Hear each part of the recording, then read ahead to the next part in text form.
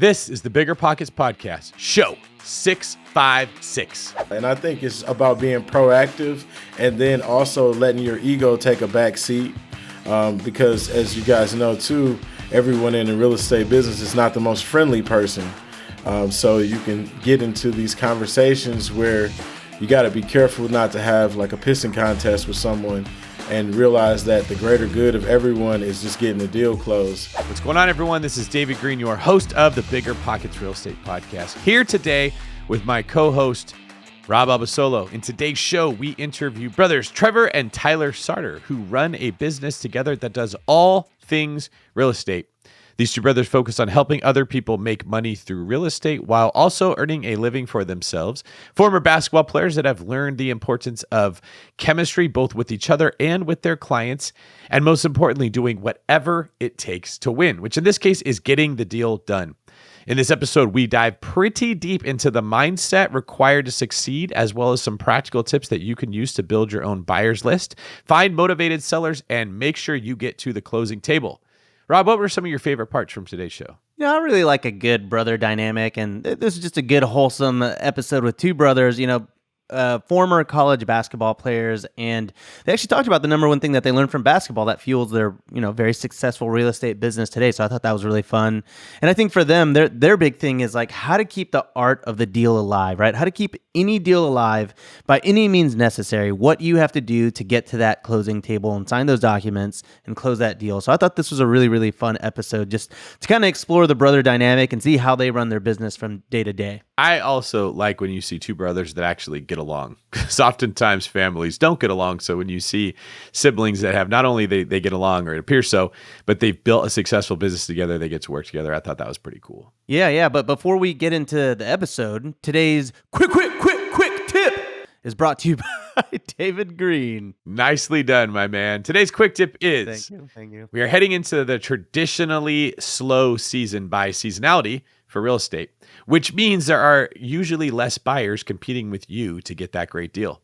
So when you combine this with rising interest rates, fears about a recession, and the constant negativity that we're seeing in the news, coupled with a slowdown in the competition that you have to buy houses, you are likely to find a better deal now more than at any other times.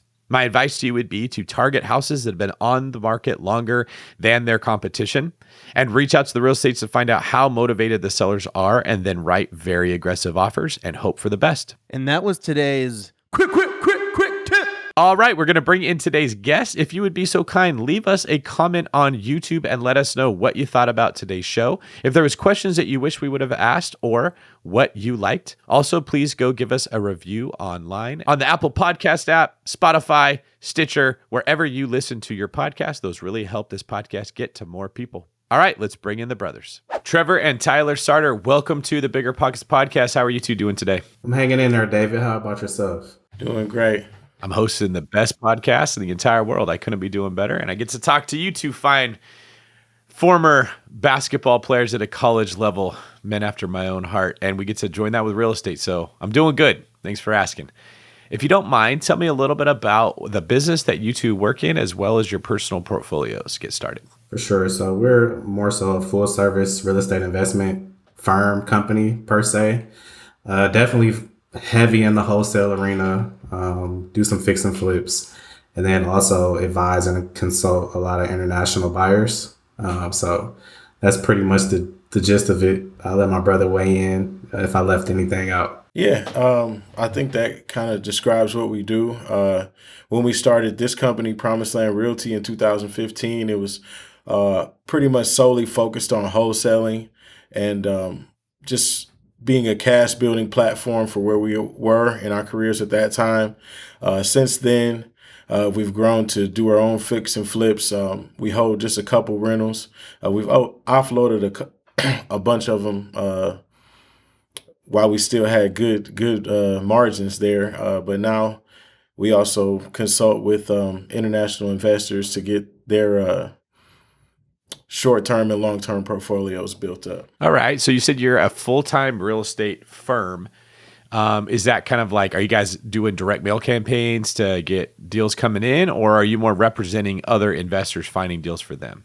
So both. So we use our website as a platform to get deals, to actually source deals from investors, and then we also use it as our vehicle to offload portfolios for the clients that we service.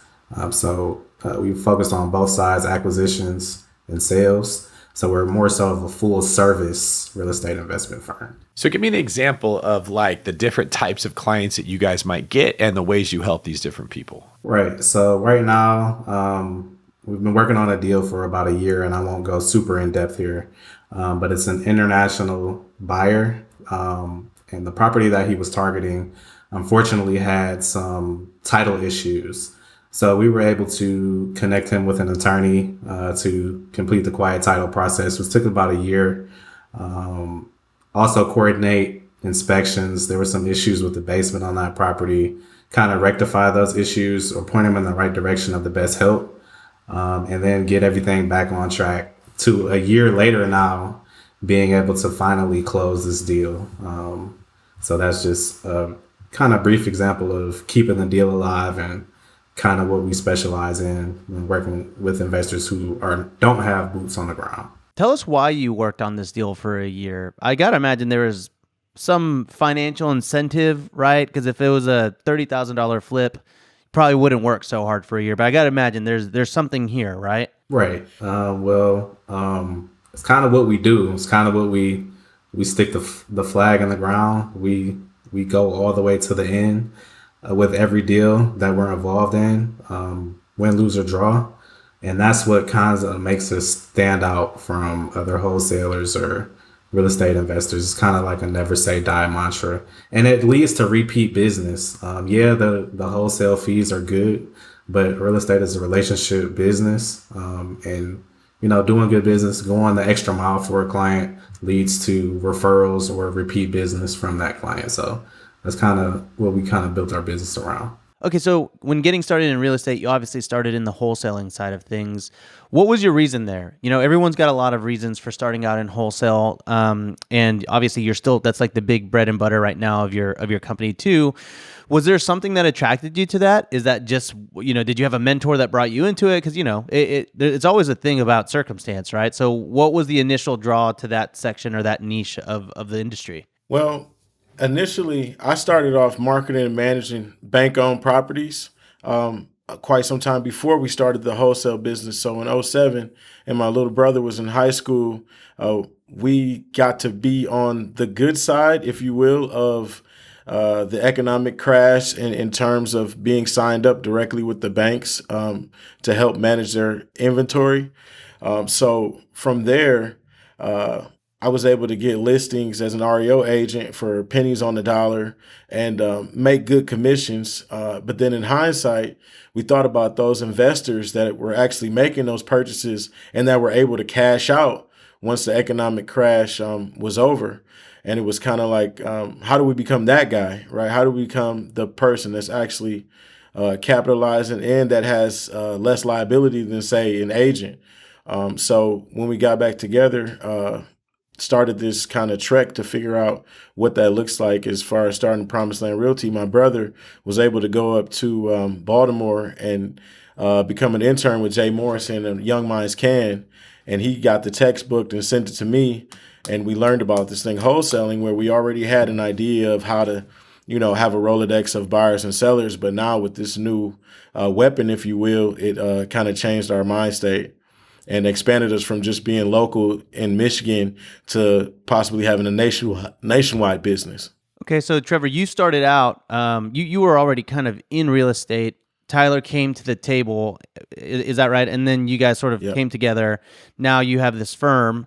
I'm kind of curious, what role do you take on out of the two? And then Tyler, I'd like to hear from you. Like, what do you do, and how do you guys complement each other as brothers in this? Because I know that a little bit of a family dynamic here can sometimes either complicate things or excel things. From my perspective, I mostly deal with acquisitions and bringing properties into the pipeline.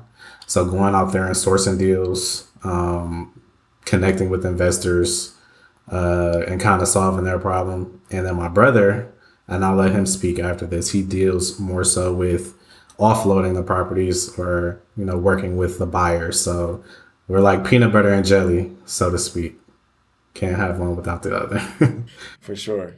For sure. And just to that point, this deal he was describing, and why we do take on deals for that long is because he actually has a relationship with the seller. And I myself have a personal relationship with the buyer. We've closed several deals. Guy's a real cool guy, straight shooter. And it was a great property that I wanted him to have after we had done so much work. So that's just an example of one of many deals that's been like that, where my brother has had some sort of relationship within his network with the seller, and I've had a direct relationship with the buyer, and we've been able to make it work. That's really cool. And I think in kind of digging into your story a little bit here, I found out that one of the first deals you've ever closed was actually a church. Can you tell us a little bit about that? Like, how did that come to fruition? Yeah, so that was our first deal. It was actually a storefront church that we were able to wholesale to another investor. And then the church was repurposed into a small grocery store. So that actually came through a friend of mine, Brandon Bryan, who's a real estate investor in Detroit. So Brandon, if you listen to this, thank you. We appreciate you. But it was like just jumping out there, and, we got our wholesale contract. We got a friend who needs to offload a property at the time, and just throwing our hat in there. I mean, we were using all type of tactics at that point, going to Craigslist, blasting out emails, violating all type of email rules. At that time, we were just novice wholesalers. But we got it done in a pretty short amount of time. Yeah. So it was a good experience for all of us involved. Quite a few of our deals, as I was taking notes for this, quite a few of our deals have been like helping out friends, even childhood friends. Like one of the last closings we had together in Detroit was for the Chapmans, who was my brother's childhood friend. And that was like a real smooth deal, like one of those just dream deals. Guy comes in, does the inspection, 2 weeks later closes. And we also did another deal for one of my real close friends who was having issues with substances at that time, got behind with HOA, like 18 grand, and we were able to help him sell it. And he actually netted like a $55,000 profit, was able to kind of like turn his life around. So I think as we started getting into it, it became about more than just the money, knowing that we could actually solve some of our friends' life problems and still, earn a living at the same time. All right, so give me some stories that you guys have had with a deal that you thought was going to fall apart, and maybe what you did to keep that deal alive. So this is actually a deal that we just closed, about 2 weeks ago? Yeah, about 2 weeks ago. About 2 weeks ago. And actually, when the deal came in, it came in through a buddy of Tyler, so it was already kind of like a daisy chain. And so we were like, okay, let's see what we can do, because we didn't have any attachment to the seller at all, really. And once we started fishing up interest, it became real frustrating because we couldn't get any answers. So we kind of gave our guy who gave us the lead, we kind of gave him every chance, like, okay, can you get answers back? What's going on? This went on for probably about a month and a half. And so finally he kind of threw his hands up like, man, I don't know what's going on. So Ty and I got together. I reached out to the seller, got him under contract with the expectation of closing in like 3 weeks, because this is a no-brainer in Detroit, all brick, 2-family flat, paying tenants, in good condition, just a decently moving deal. So a layup. Yeah. A layup, supposed to be a layup. So I reached out within my network to source one of my investors in Detroit, who's a real rascal. I mean, the guy's a real trash talker, but a guy who you can't leave him alone because he's probably going to pull through, but you want to leave him alone because he's so full of crap, So this guy gets in the deal. Now, the seller we're dealing with is a man by the name of Mr. Talley, who's 91 years old. Okay, so he's looking to just cash out and go on his way with his wife. So our guy, Rodney, keeps telling us, like, okay, I'll be able to close this out 2 weeks, no problem. So this is in like early April, I believe. So he's like, 2 weeks, no problem. So every week is something else. So, Mr. Tally has a CPA at first. They're honest because it's not even him. So he's like, what's going on with the deal, guys? We're trying to hang in with you guys. So long story short, Rod was getting financed by another guy and then trying to set up a double close to a whole nother lady who we had no idea about until like 2 months in. But we finally were able to line up all the stars after about 5-6 different delays and get it done. And after we still closing without funding the deal first, and then funding the deal probably 2 weeks later or something like that. So it's all about managing people's expectations, knowing your buyer and your seller's personalities, and being able to keep everybody keep everybody engaged until, that wire gets in the air and it closes. So I think that's a good example of and even after, because a lot of people, and you guys can attest to this, when the deal gets closed, they're done with it. But it takes a real professional to really follow up, making sure, especially in a tenant-occupied situation, that the keys are transferred, water bill gets turned over, all those things like that. We just closed on a hotel, and there were so many components to making sure that transition went smoothly that, in retrospect, we probably would have made a few different decisions moving into it, but we figured it out along the way. And I think one of the things that I really like about y'all's story here is I see a theme, and the theme is persistent. You guys are very persistent with your deals, right? And then you talked about how you closed on a deal that took you a year. Most people probably would have walked away from that, especially, if it was a wholesale contract, but you guys kept with it. This deal right here, kind of dealing with the buyer and everything like that. So I know that one of your specialties is the art of keeping the deal alive. Do you think you can walk us through some tangible steps on how people can do that and how they can just make their way to the closing table at all costs? Right. So a few ways that immediately come to mind is when you're in a deal and you're working with the buyer and seller, transparency and transfer of information is imperative. So keeping each side updated with new information constantly. It can be small or big. If title work came back, following up and sending it to both parties immediately, addressing any issues that may come up with a deal immediately, following up on every email chain, coordinating the inspections, collecting your E&D, confirming your wiring instructions with your buyer and your seller, basically leaving nothing to chance in a real estate deal and making it easy for both sides to close, I think is what you get paid for as a wholesaler. It's more than just assigning a property. It's about doing all the dirty work to make sure that you get to that closing table and you collect your commission at the end of the day. Something I spend a lot of time teaching the people that work for me on the real estate team, or it works with investing as well, is real estate is this unique industry where you can do 99% of the job and you get paid exactly the same if you don't get to 100 as if you do 1%. That there's this often like a subconscious belief that we get from working in the W-2 world, where if you work a half day at work, you get a half day's pay. So it's not as good as a whole day, but it's still something. And then you get into our world and it's so discouraging because you feel like you're working so hard, but then you're making no money because if you don't get all the way to the finish line, it's nothing. It's everything or nothing in our world.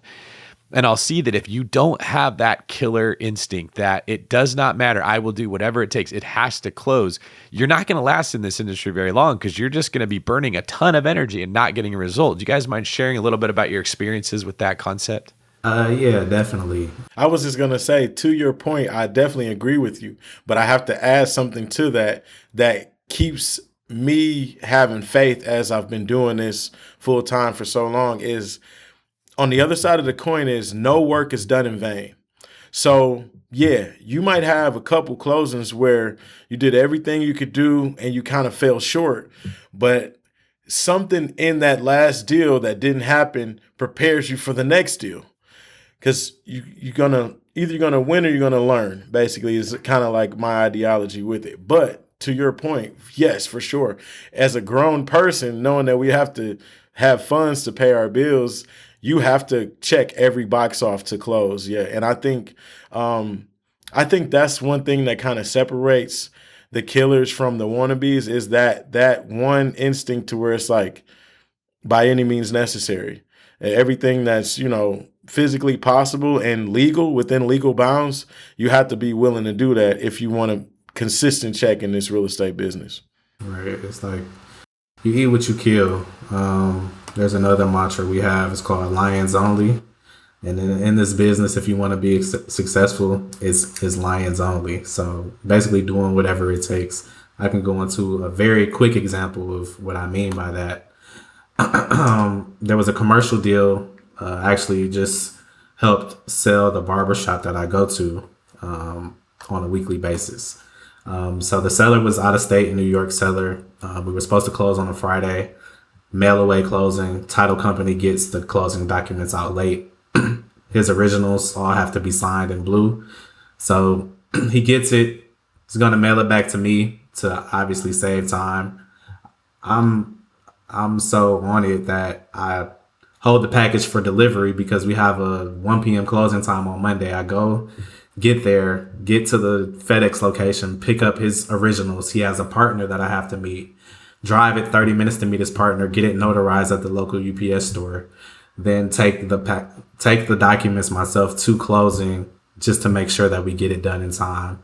All because the seller was initially inconvenienced by the title company getting the closing package out late. So that's just some of the stuff that you have to do if you want to keep a good name in this business and you want to actually get deals done. You have to take things into your own hands. Trevor, what's something that you've learned as a former college basketball player? For those that didn't play basketball in general, to understand why I'm bringing this up, everyone plays basketball. It's not like baseball or football where you got to get a whole team together and you could just go grab your buddies and go play baseball or something. Or football is the same way, right? Like once you get out of school, there's not a football league you could go join in most places, but there's always basketball. Every gym you go to, every playground, you can grab your buddies. So everyone grows up playing basketball, which means if you want to play it at a high level, it is incredibly competitive. Like a lot of people are all chasing that same dream. So in order just to play at college, you have to be very, very good and very, very driven. And I'm curious, what are some of the skills that you learned in that environment that are now helping you be successful with your role in the company now? I think the number one thing that I learned from basketball was that you can get better. When I was in, I think, 7th grade, I got cut. And it was the first time that I got cut from the AAU team, and it crushed me. I did skip a grade, so I was like a year younger, but still I thought I was like real good. But and we're from Michigan. That next year, man, I shoveled the snow. Anything I shot every day.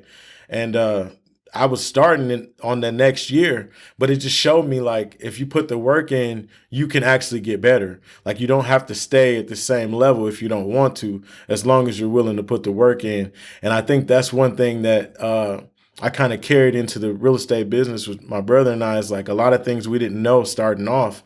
But I was like, okay, as long as we keep studying, as long as we keep making calls, showing up, eventually we'll get better and we'll, the numbers will reflect. And that did happen. That's a great question, by the way. But I would have to say when you start off, it's kind of like street ball, and then you go into organized basketball. And then from being an organized basketball team, you look at a team that's intricate or has very detail, like the Golden State Warriors. So just that maturation in our business, when you first start off, you're playing street ball, you're just trying to score a basket, and then you understand the rules of the game and you become more organized, and then you become a fine-tuned machine like the Golden State Warriors. So I think we look at great sports organizations, the Chicago Bulls, we mentioned them earlier, the Detroit Pistons of 2004, and in the 1980s with Isaiah Thomas, being a well-built organization and kind of following those teams. And we watch those games in the background when we're writing PAs or sending assignment agreements. It's kind of like nostalgia. It definitely keeps us going, for sure. Something I learned about really well-run sports teams that helped me in business that I needed was I looked at business like there's a blueprint that everyone follows to be good at this thing, and it's always the same for everyone. As if you could build a sports team just by, I get 5 players at these positions, the better players I have, the better the team's going to be. And it's not that simple. The chemistry between the players means a lot. And you see the really good teams, like we'll take the Golden State Warriors, they're built around a star, like let's say Stephen Curry, and then they look for support pieces that have a better chemistry with Stephen than they would on it. So like if you took Draymond Green off of the Warriors, he'd be a good player. He would not be nearly as valuable to another team as he is on that team. So they get more out of each person they have. And when I started approaching my business like that, I'm the Stephen Curry of this business. I need people that support my unique strengths, my skills. And that would be different than Rob's business because he has different strengths, and people that might support me might be useless in his organization and vice versa. It was kind of, I guess it was hard for me to give myself permission to admit I'm not important in this business, and I need people to surround me that will help me be good. Would you guys mind sharing what your evolution was like, where you realized, hey, I am good at this thing and I got to own that and put people around me that allow me to be good at it? We'll start with you, Tyler. I think for sure, just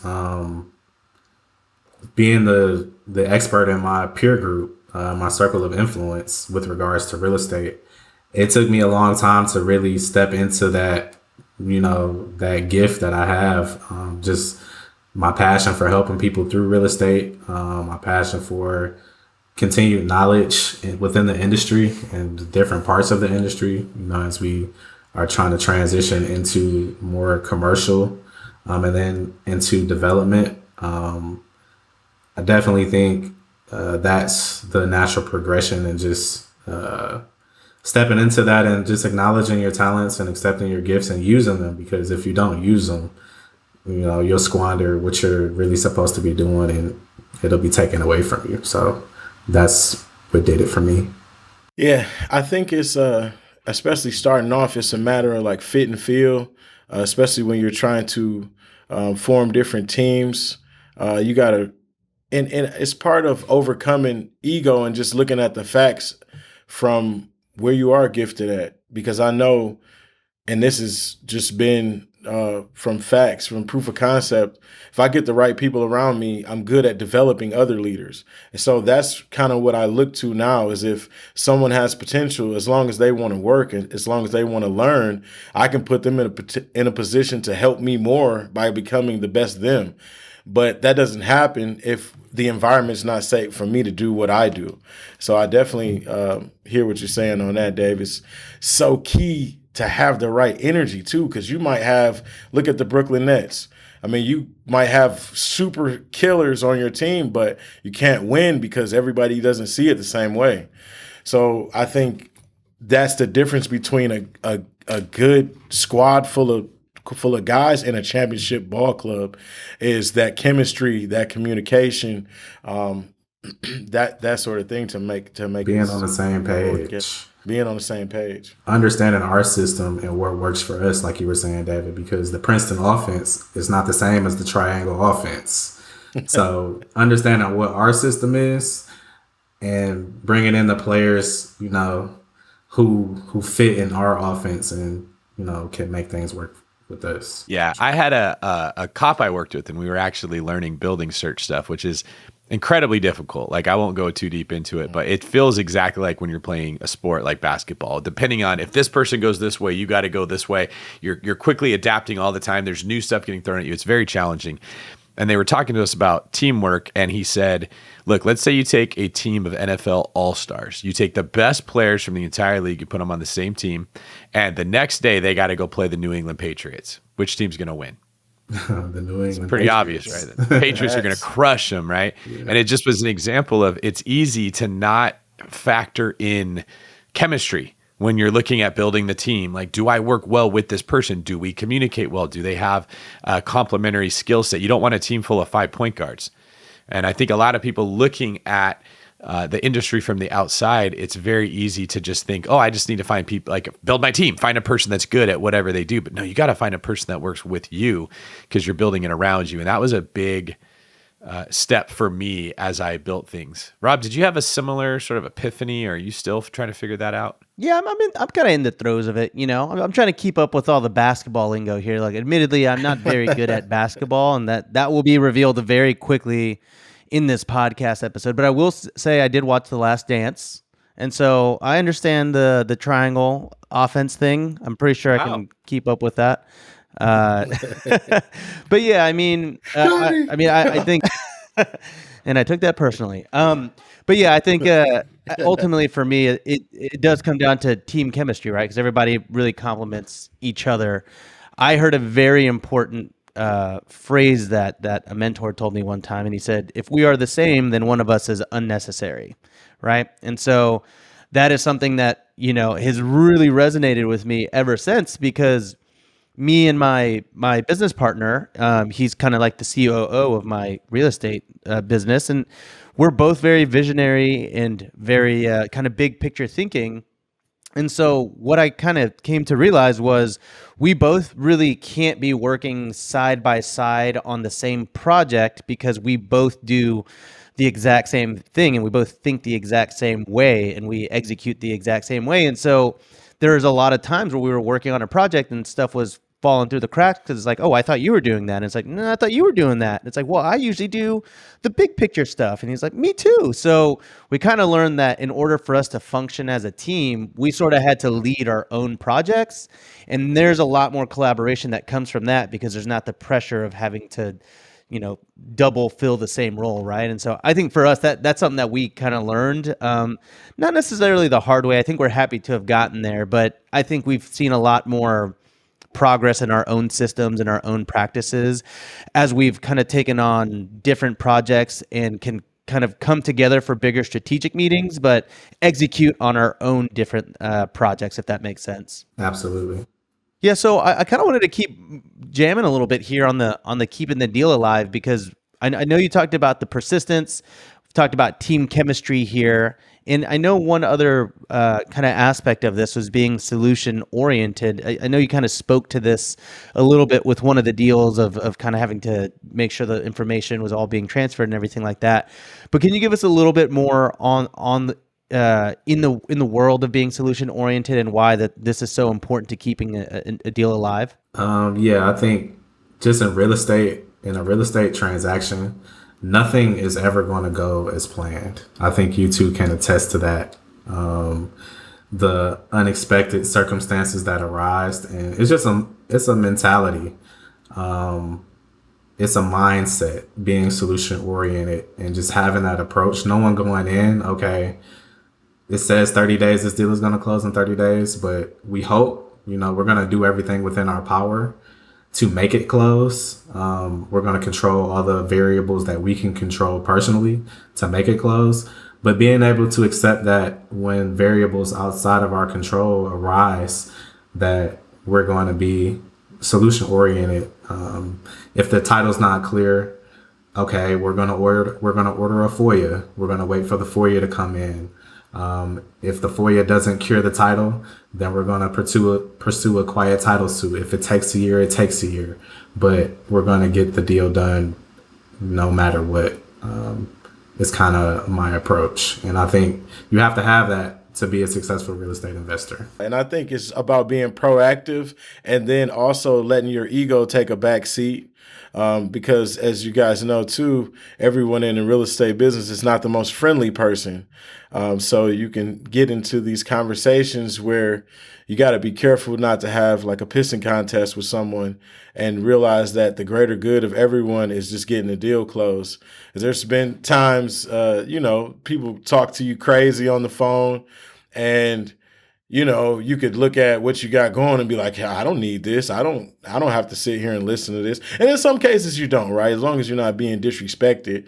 But in some cases you have to just put your ego to the side and be like, okay, is this something I can deal with? Yes.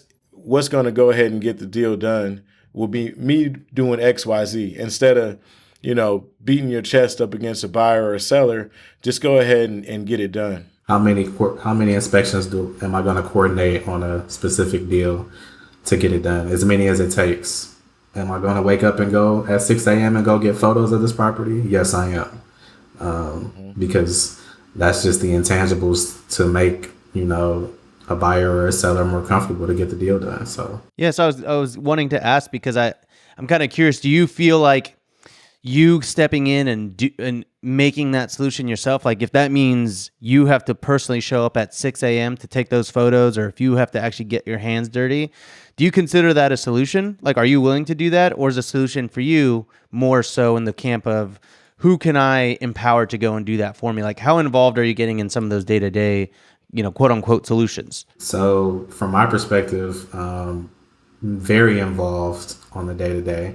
If I personally have to do something, I take pride. I enjoy getting my hands dirty. Even with, I don't know how many deals we've closed, I still like it because it keeps you alive. Like, real estate is a lot of people don't do it hands on, but for me, it is hands on. Eventually, yeah, of course, we want to create the team to where we don't have to do these things and we have people on staff, but you always, have to be willing to roll up your sleeves and, if push comes to shove, get the job done yourself. Yeah, we pretty much had a frontline attitude from our days in marketing and managing the bank-owned properties, where we got a large amounts of BPOs back then all across the state of Michigan. And so we had so much work at some points that Tyler in high school would get the photos as well, and we split the money. But then it was like you going into some of the wildest neighborhoods in Detroit, no doors on the homes. So coming from that to doing this is kind of like a piece of cake for us now. So we always had that front line. Yeah, we always had that front line attitude to where it's got to get done. And dealing with the banks, we were always on a timeline. So I think subconsciously we're still on that 24-hour, 48 hours. It's been 36 hours. So trying to get items done on time. Yeah. And I know one of your underlying philosophies here with keeping the deal alive is also showing up. I'm kind of curious, what do you mean by that? What do you mean by showing up? Showing up means going the extra mile. So, for example, and I'm going to use this as a tip for all real estate investors out there, especially wholesalers. Take care of the people who take care of you. So if you're dealing with a title company and you close a couple of deals and you're satisfied with your experience, drop them off a gift card. That a little appreciation goes a long way. Just recently, I had a deal that closed. The Claremont, which we were speaking about earlier in the podcast, it just dropped off, some gift cards to all of the staff at the title company, and that led to the actual processor or the person in control of funding the deals sending us 2 additional deals for us to work on directly through her, properties that she owns herself that she would like to offload. So that's just one example that I could give, and it's not your typical example. That's why I wanted to share it. That is awesome, and I think that's a good point to transition into the next segment of our show. It is the fire round. We don't always do this, but when we have extra intelligent guests, we like to fire questions at them and see what they would say. So I'm going to start, and we will go, how about Tyler, then Trevor for each of these questions. Question number 1, is there anything beginners should know based on your experience in this industry before getting started? Yeah, so do everything to build your knowledge base before actually trying to get out there and get a deal. So that means tune into this podcast that we're on right now on BiggerPockets. Join the BiggerPockets forum. Read as many books as you can. Definitely those beginner books. Millionaire Real Estate Investor by Gary Keller. Rich Dad, Poor Dad by Robert Kiyosaki. Just build your knowledge base so that way when you're in the field and live action, you have those reps. So it'll make your deal go a lot smoother. Definitely preparing yourself mentally for a grind. And I think the mental preparation is everything, even because the majority of what we're talking about is entrepreneurship. So I think starting to understand entrepreneurship on the basic level is a good start for someone too, just so you're kind of braced for some of the frustrations that may occur as you're trying to pursue your goal. And definitely agree with my brother in reading as much as you can and getting as knowledgeable as you can. And also, if possible, shadowing someone or finding a mentor. I think that's so key, whether you know that person or not, whether it's someone on YouTube or BiggerPockets, someone that you can kind of follow their moves to where you can see in reality it's doable for you and repeatable for you as well. So a follow-up question on this, how do you go about getting a mentor? Do you have any tips there? Getting a mentor, you have to go, if you want water, you have to go where the water is. So actually, when I wanted a mentor back in the day, I think my brother mentioned this, Jay Morrison at the time. I actually drove to Baltimore, got there early and helped set up the seminar. And the relationship developed that way. So not just always having your hand out saying, I want this information, I want you to be my mentor, but adding value to whatever the source that you're seeking out, adding value to that situation, and being selfless is a good way to stand out and, secure that mentor relationship for sure. On the backside of that, I'm going to say, one of the quotes is, when the pupil is ready, the teacher will appear. So basically, when you're taking massive action towards what you're trying to do, like basic human nature is someone who's more experienced, like, hey, man, tell me what you're trying to do. And they might have already been doing it or might be already great at what they do. And when you recognize that same energy within someone else, it's easy for someone to bring you aboard because you're already actively trying to do it.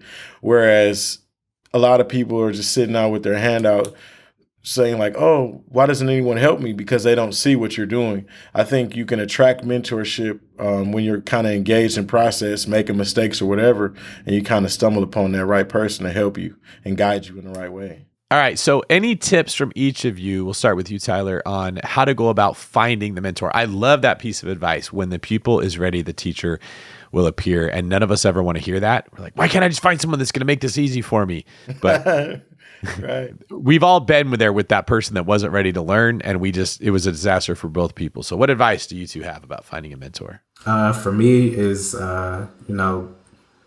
actually going out and taking action, adding value to, the relationship. For me, I went and sought the information out. I drove to Baltimore for a mentor, Jay Morrison, that I was pursuing at the time, and actually help him. Got there early. Nobody asked me to do this. Got there early to help them set up the event and make sure everything was coordinated for the people. And that led to a good relationship and actually us getting started with wholesaling. It was actually through that interaction and just being willing to go the extra mile and help, outside of just having my hand out, being willing to give, to get. All right. Next question. How much money should I spend on tools to get into wholesaling? Do I need to spend money, or is there stuff out there for free? My whole motto is to do everything that you can possibly do for free first and then start spending money. Because when we got started, we were really on a shoestring budget. I didn't even know about MailChimp initially. I was sending 1,000 emails out name by name on Gmail until my buddy was like, man, what are you doing? You can sign up with MailChimp and log your CRM that way. But I would say, once you start getting results on the stuff, whether it's Facebook, whether it's Craigslist, whether it's bandit signs, whether it's, calling people on Zillow, I think you exhaust all of those free resources and start getting return, and then you start making investments. So some main investments I think you need to make once you get your wits about you is definitely a real estate software, whether that's REI Pro or PropStream or whatever you use, just so you can get accurate data. I think it's worth spending tools on anything that you absolutely need, but outside of just having, just a bunch of shiny object syndrome, cool microphones and headphones and all that stuff, I think you need to just invest in stuff that's going to bring a return first before you start spending a lot of money. Yeah, definitely. I would say invest in your business, because you are a business. You need a professional website.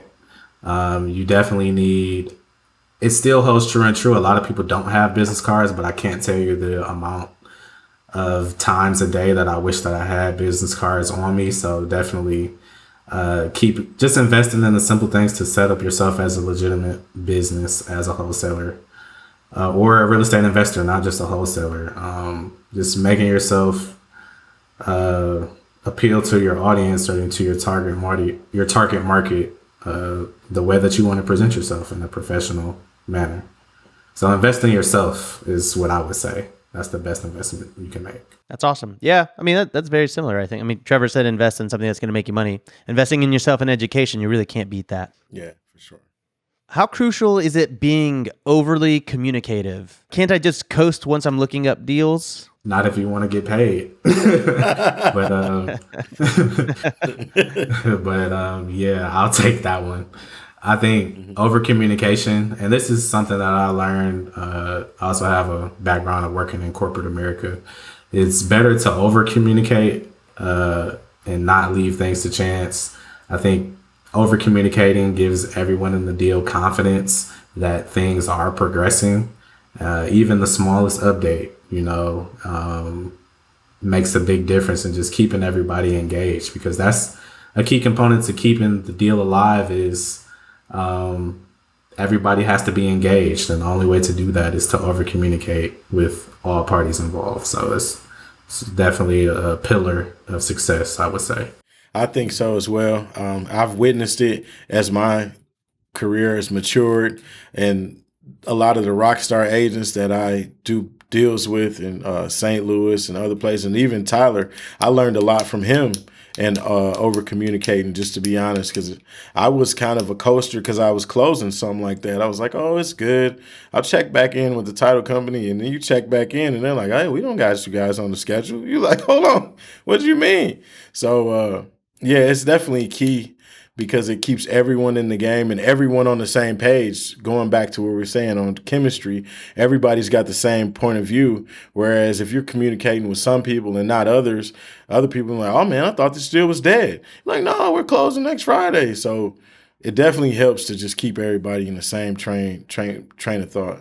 Any cool tricks to find buyers and sellers that either other people aren't doing or that you found work for you two that are underutilized? So I will start with sellers, since that's more so my wheelhouse, and I'll let my brother speak to securing buyers. So one thing that I picked up on is contacting people who are behind on property taxes or are maybe in the redemption period of possibly losing their home, and offering them, being solution oriented, will say, hey, we don't want you to lose your home for nothing. So definitely going back, searching the public record, if you're an agent and have access to last deed recordings. If you're not an agent, there's websites out there, Spokeo, where you could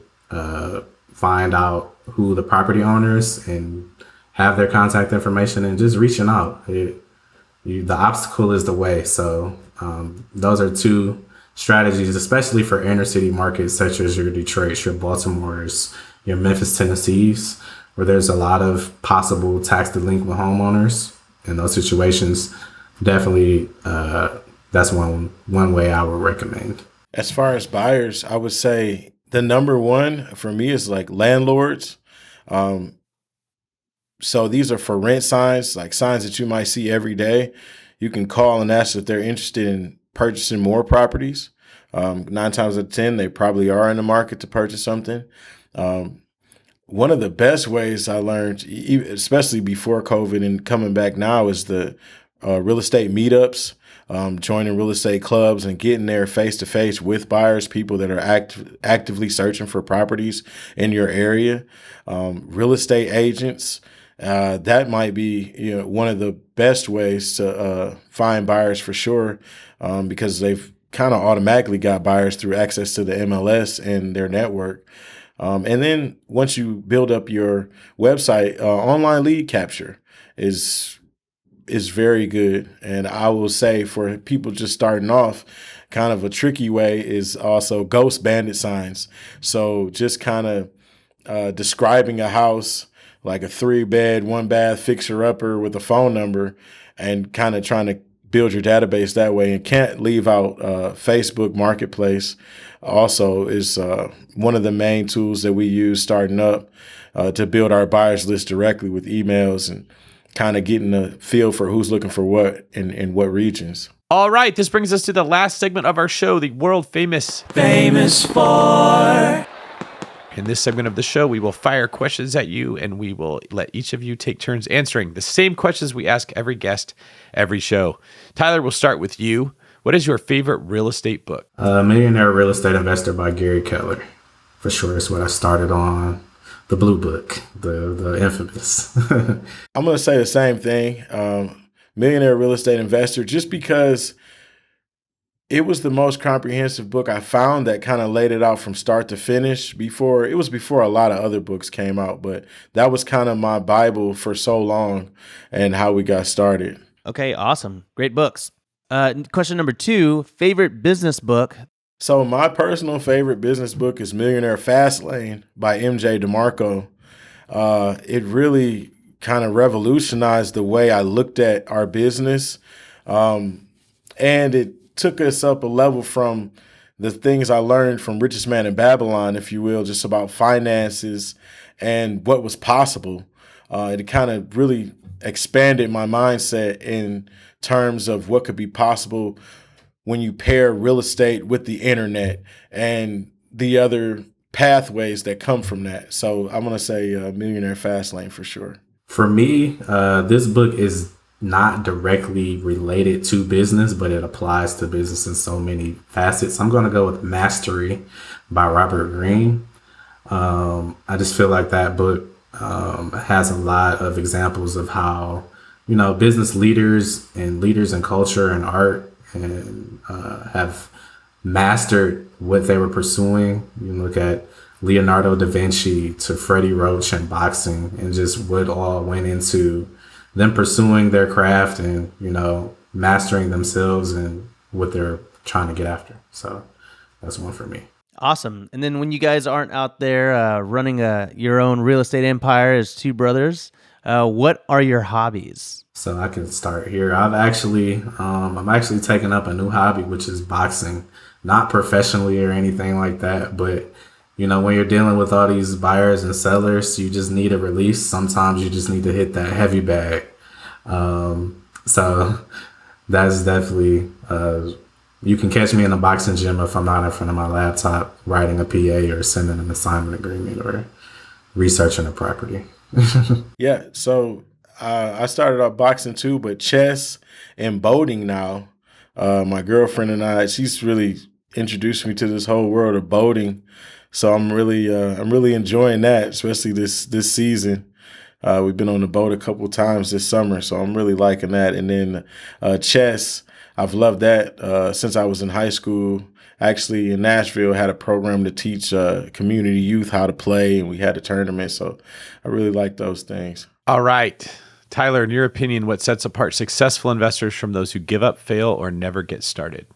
Action. Taking action separates 99% of the people who succeed or fail, and then knowing when to say no separates the other 1%. Knowing when to turn down a deal and not pursue an opportunity sometimes is the caveat that a lot of people overlook.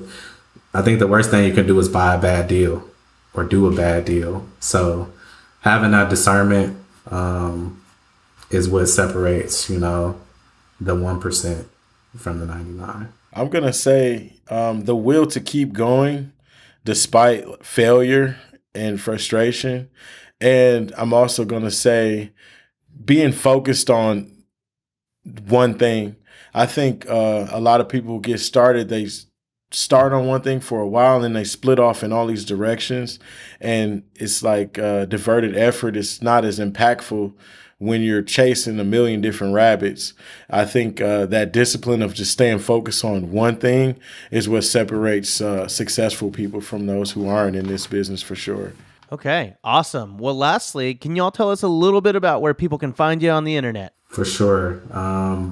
Mostly at our website if you're looking for a deal, or if you just want, we have other things, audiobooks, ebooks, promiselandrealtyllc.com, and also Promised Land Realty on Instagram and on Twitter, where my brother is a super influencer and superstar. Promised Land REI. That's where you can find us. We love to interact with you guys and see if we could do some deals together. Awesome. Well, as always, you can find me at Raw Built on YouTube, Raw Built on Instagram. What about you, David? Where can people find you? You can find me at David Green 24, pretty much everywhere. If you got correspondence from me, make sure it's me. Check the screen name very closely. And then I've often said, like, if I reach out to you for some reason and you're not sure who you're talking to, ask for a voice note. At this point, you know what all of our voices sound like. So I think that's one workaround that I encourage people to use. And then you can follow me on YouTube at David Green Real Estate. Gentlemen, this has been fantastic, and we really appreciate your time, especially hearing, I always love hearing about how the struggles that we go through at one point in life help us in the next phase of life. I feel like a lot of people are trying to get all the rewards without going through the struggle, and it just doesn't work. And I also like that line you dropped about when the pupil is ready, the teacher will appear. It's actually up to us to put ourselves in the right frame of mind to get what we need to get to the next level. So you guys have a very inspirational story, very cool people to talk with, and I appreciate you guys sharing your information there. Any last words before we let you get out of here? I just wanted to say thank you to all of the mentors that we've had along the way. All of the people from Detroit who have given us the opportunity to help them out with deals and in other markets. But, Detroit has really been a springboard for us. So I just want to say we appreciate you guys, and just looking forward to doing more positive things in the future. Definitely. Thanks to you guys. All right. This is David Green for Rob, my pupil with the Quaff Abasolo, signing off.